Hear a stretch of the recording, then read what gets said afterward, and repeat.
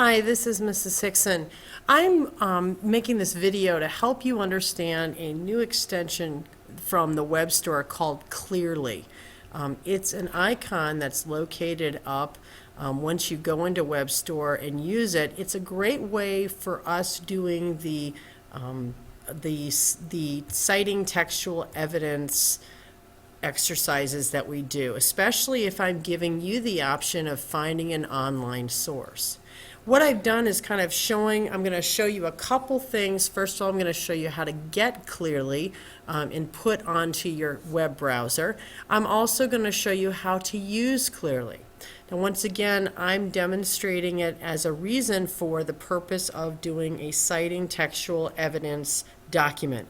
That's where you choose the article and you're going to annotate or mark up the text.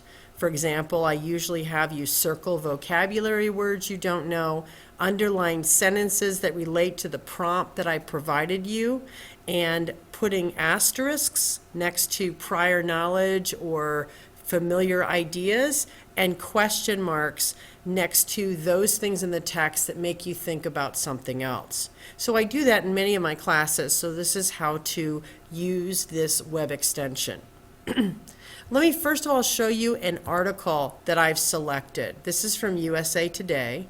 It's called "Do You Overshare About Your Kids Online?"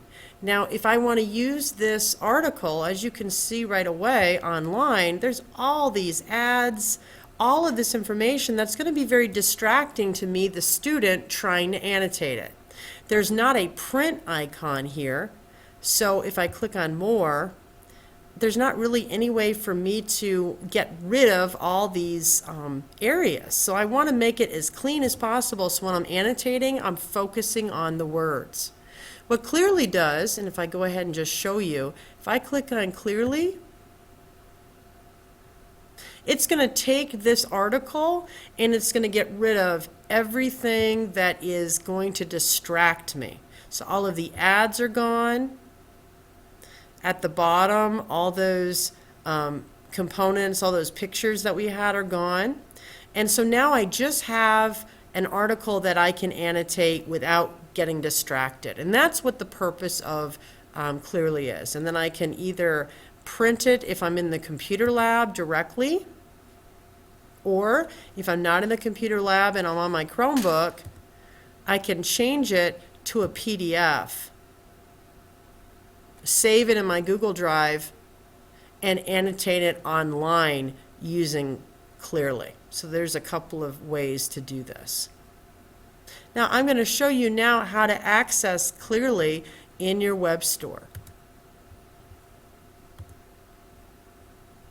Now, if you've already put the web store in your favorites, you're going to see this icon right here. But if it's not there and you've never done it before, you can type in Chrome Web Store,